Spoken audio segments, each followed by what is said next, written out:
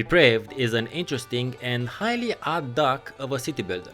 Its logo makes it look like a board game, its title and overall graphics approach link it to Banished, but once you start playing it you get a bunch of Anno vibes. If that sounds interesting, join me for a more in-depth look at Depraved. If this is the first time on my channel, welcome. I'm Steven Nanson's geek culture analyst, city builder, semi-extraordinaire. I bring you mainly indie RPG, strategy and city builder reviews, so make sure to subscribe if you enjoy what I'm trying to do here. If you're already a subscriber, welcome back, and remember to click that bell button, it really helps a lot. Depraved sets us in the Wild Wild West with some startup resources, a bunch of pioneers and a head full of dreams. And syphilis. No, I'm joking. Or am I? I mean, I'm not sure syphilis is in the game, but it should be. Anywho, it's a town/city builder with some mild survival features, and while they are mild, they kick in right from the start, because the aggressive animals will kill your people good until you get some hunters ready to kill and use the motherfuckers for meat. You build all the usual things, houses for your population and production buildings to gather and process resources, but there are also some unique and theme appropriate buildings in the game. On the one hand, there's outhouses and stables, because all the horses will need a house for themselves as well, otherwise they will die after a while in town. And there is also that most particular establishment we see in westerns. No, not the saloon, although those exist in the game as well. No, I'm talking about the Undertaker. Absolutely fascinating, because you need an Undertaker to bury all the dead, otherwise they spread diseases and such. This situation doesn't seem very healthy to me.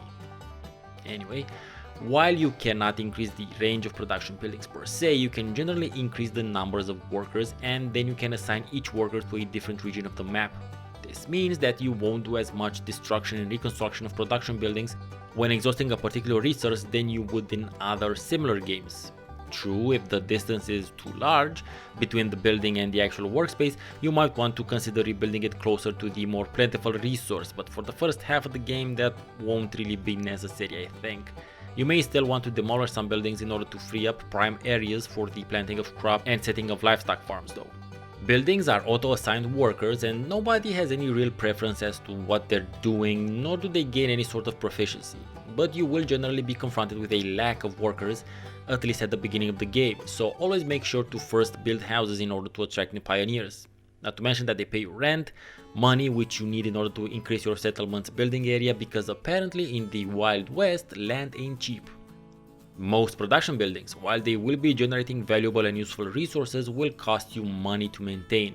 So always make sure you're selling excess resources and horses. You can sell the horses from the stables, and keep an eye on your money balance. You can play with a deficit for a long time, but that's never a great idea for the longer term. The logistics chains are quite aplenty. You have lumberjacks and foresters, which is super nice, but old hat by now. These existed back in Knights and Merchants at the very least.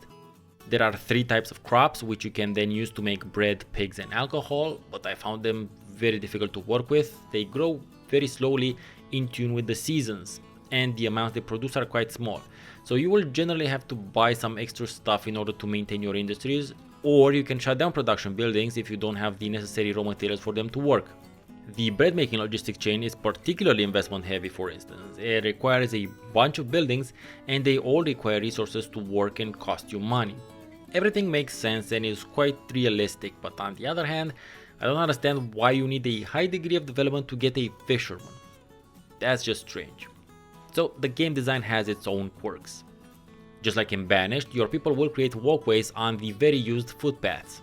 These become most visible during the winter. And yes, there are seasons in the game, but I have not encountered any weather-related disasters. There are other threats that you have to manage, however. You will have to deal with the earlier mentioned aggressive animals, disease, hostile native tribes, which granted become hostile because you're stealing their territory, so fair enough, and rowdy bandits. Those are the main survival features implemented in the game. They are all manageable with enough guns and doctor's offices. You can and should hire gunslingers to deal with bandit and native incursions till you can build yourself a sheriff's office and have your own marshals. Herd pioneers will limp around and go about their daily routines and keep on losing health until a doctor's office is either built or until they die. They will literally die doing their jobs with a limp and bleeding out. That's what I call commitment. You can buy and sell things through an interface that is directly taken from the Anno series. I mean, not inspired by, it's identical. And you can also take on missions just like in the Anno series, but only after you build a railroad station. You can only build a railroad station if your building area includes a railroad, so if you plan on doing that, you'll need to set your initial settlement close to one. Each map is randomly generated, and you get to see a preview of it, so you'll know where there's a river, where the railroad is, and also where the most fertile land is as well. The game also allows you to customize your gameplay experience, allowing you to deselect any or all of the threats in case you just want to have a nice free building session.